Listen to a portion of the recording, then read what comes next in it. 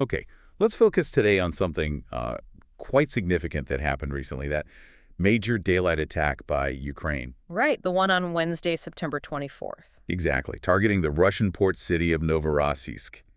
It really felt like a shift, didn't it? Oh, absolutely, a fundamental shift. So our goal here isn't just to cover the news, but really dig into the sheer audacity of this strike. Mm-hmm. We need to unpack its complexity, the huge strategic implications, for Russia's navy, its economy, And the timing. and the timing, precisely, Yeah. right in the middle of a critical diplomatic moment. Yeah, what really jumps out is that this wasn't just like a simple missile strike. It wasn't quick. Right. It was a complex, coordinated assault, seemed designed for maximum impact, hitting multiple things at once. What kind of things? Well, it hit Russia's relocated Black Sea fleet base, its main commercial energy export hub, and unfortunately, it also caused civilian casualties right nearby. 2 killed, at least 6 injured, including a child. Yeah, it shows a whole new level of reach. Definitely. Let's walk through how it happened then. For people in Novorossiysk that morning, it started with sirens, right? Down by the waterfront. That's the first sign, yeah. Alarm sirens. Then Galenzik Airport, nearby, suspended operations pretty quickly. Okay, so what was the threat initially? It looks like the first phase involved unmanned surface vessels, sea drones, approaching the harbor. The ones we've seen before. Right, and that initial threat, it forces a reaction, defenses kick in, operations like at the airport get halted. So the sea drones draw attention, maybe act as a kind of softener. That seems likely. They force a response, tie up resources, engage the sort of lower-level maritime defenses. It could definitely soften the target area for what comes next. And what came next wasn't from the sea. No, that's the crucial part. While defenses were likely focused seaward, the situation escalated. Aerial drones came in and hit the city center. Ah, so a multi-pronged attack. Hmm. Land and sea. Well, air and sea. Exactly. And it's that coordination that's really impressive. It suggests they weren't just, throwing drones randomly. It implies planning. A sequence. A planned sequence, yeah. Designed to maybe exploit that very brief moment when air defense eyes were looking out to sea. And these aerial drones, they hit the city center, you said. Not strictly the port facilities. The strikes happened about 2 kilometers from the main port facilities, yes, which led to significant collateral damage. Right, the civilian impact. 2 killed confirmed, 6 injured. And those videos circulating, students hiding in school hallways during the day, that brings it home. It really does. And look at where the damage occurred. The Novorossiysk hotel got hit. A civilian hotel? Yeah, and 5 residential buildings, apartment complexes, parking areas caught fire. It's high visibility damage. Sends a message of insecurity to the locals, even if the main target was strategic. I think that has to be part of the calculation. It undermines the sense of safety far from the front lines. And speaking of strategic targets, let's talk about the big one. The Caspian Pipeline Consortium office. The CPC. It was hit directly. Damaged, yes. And hitting the CPC office, well, that's hugely significant, much more than just the building damage. Why is that? Explain the CPC's importance. Okay, so the CPC isn't just Russian, it's an international consortium. It manages the pipeline carrying oil from Kazakhstan's huge fields Across Russia. across Russia to these export terminals right there in Novorossiysk on the Black Sea. So if you wanted to hit Russia's economy with a symbolic bullseye, maybe that's it. It's certainly a powerful signal. You're not just disrupting Russian oil money. You're injecting risk into a global energy supply chain that involves international partners. Partners like Kazakhstan. Exactly. For countries like Kazakhstan, who depend on that pipeline to get their oil out, well, this attack forces a really uncomfortable question. Your jizz. If Russia can't even secure the critical infrastructure its allies rely on inside Russia, what does that mean for doing business through Moscow? It creates serious uncertainty. Regional energy politics just got complicated. Which probably explains the reaction from the regional governor, Kondratyev, calling it a monstrous attack, highlighting the civilian side, the audacity. Understandable given the target and the location. Let's zoom out a bit then. Strategically, why Novorossiysk? It's deep in Russia, hundreds of miles from the fighting.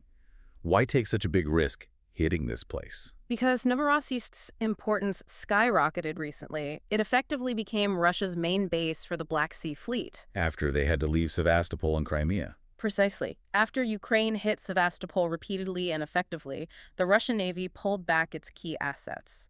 Novorossiysk was meant to be the new, secure, deep-water safe haven. The command center, the place for missile ships like the Kellyburg area. All of that. It was supposed to be safe. Out of reach, supposedly. So hitting it successfully isn't just damage, it's a message. Nowhere is truly safe for the Black Sea Fleet now. That's the core message, yes. It fundamentally compromises that idea of a secure rear base. It forces Russia to rethink its entire naval posture in the Black Sea. Again. But Novorossiysk isn't just military. You mentioned the dual function. The economic side is massive too. Hugely important. It's Russia's biggest commercial port on the Black Sea. Think grain, coal, fertilizer, timber. Vast amounts flow through there. Exports that fund the war effort. Directly, so degrading the port's function, even disrupting it temporarily, hits Russia's ability to generate revenue. It's applying systemic pressure on their finances, part of that larger economic war. Okay, so that brings us to the how. Hitting a heavily defended strategic port in daylight with a coordinated attack. That suggests a leap in Ukrainian tech, doesn't it? It really does. It points to some significant improvements. Like what? Well, first, drone survivability seems much better. These things are evidently harder to spot and shoot down. Okay. Second, the precision. Hitting specific targets like the CPC office, which you said was 2 kilometers from the main port, in a city that requires very accurate targeting. Right, not just hitting the broad port area. And the third thing, the coordination we talked about, that synergy between the sea drones maybe drawing fire or attention and the aerial drones coming in for the precise strike. that points to sophisticated C2, command and control. Sophisticated command, control, intelligence, maybe real-time integration. It suggests an ability to overwhelm complex defenses, even layered ones. So if Ukraine's offensive capabilities look that good, what does it say about Russia's defenses in Novorossiysk? This should have been a top priority protected site. Absolutely, it should have. And the Russian Defense Ministry's response is interesting. They claim they shot down 16 drones earlier that day over the Black Sea. But not the ones that hit the city. They were notably silent about the drones that actually got through and struck Novorossiysk itself. That's telling. What might it imply? It suggests their traditional air defense systems, your S-300s, S-400s designed for planes and missiles, might be really struggling against these coordinated swarms of smaller, slower drones. Electronic warfare gaps, maybe. Or that, or integration issues, whatever the reason, the defenses failed in a critical location. Okay, let's layer in the timing now. You mentioned it earlier. This attack hits just 24 hours after a pretty major diplomatic event. Yeah, President Trump at the UN General Assembly. A big speech. With a significant shift in rhetoric. A dramatic reversal, really. He declared Ukraine could, quote, fight and win all of Ukraine back. And then, crucially for this context, he called Russia an economically weakened paper tiger. A paper tiger. Wow. Okay, so the Novorossiysk attack lands the very next day. Coincidence? Or deliberate signal? That's the million-dollar question, isn't it? Operationally, they might have just had the perfect window weather, intelligence, assets in place. But politically? Politically, the timing is undeniable. Hitting a major Russian naval and economic hub, causing visible damage, just one day after a key allies leader publicly questions Russia's strength. It's powerful validation. It provides a sort of physical punctuation mark to Trump's statement. Real-world evidence of vulnerability. Precisely. Even though the Kremlin obviously pushed back hard. Right, Peskov rejected the paper tiger thing immediately. Said Russia had no choice but to continue the war. Standard Kremlin lines. But those talking points about strength and security are harder to sell when your supposedly safe main naval base gets hit in broad daylight, damaging critical international energy infrastructure.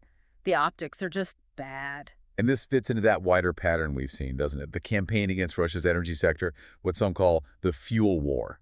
Absolutely. It's clearly part of that systematic strategy. We saw other strikes around the same time, like on the Gazprom plant deep inside Russia in Bashkortostan. So Novorossiysk isn't isolated. It's a key node in a broader campaign. A very high-value node, yes.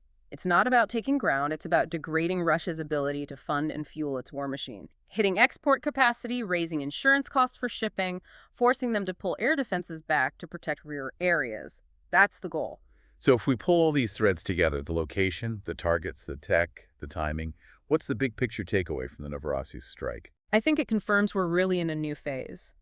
The war is being fought deep inside what Russia considers its own territory, internationally recognized territory. No safe havens left. It proves Russia's finding it very hard to protect its most critical infrastructure, especially assets that are dual-use military and economic. That vulnerability is now clear. There's a tension there, though, right? Hitting these dual-use targets successfully degrades the war effort. Which is the strategic aim, yes. But it also inevitably raises the risk of civilian harm, like we saw in Novorossiysk. Absolutely. And it's notable that Ukraine didn't immediately claim responsibility, which is often their pattern with these sensitive deep strikes that might have collateral effects. It highlights that difficult balance. So the lack of a true safe harbor for key Russian assets, military or economic, seems to be the defining feature now.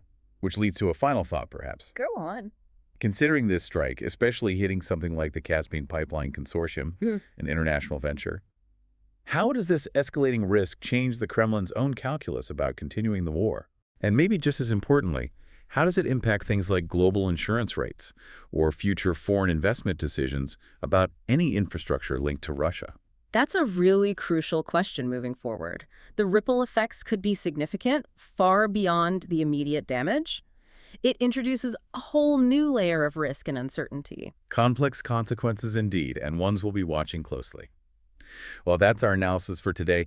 If you're listening to this on YouTube, please do remember to like and subscribe to our channel for more discussions like this one. If you happen to be listening on Spotify, please hit that follow button so you don't miss our future conversations.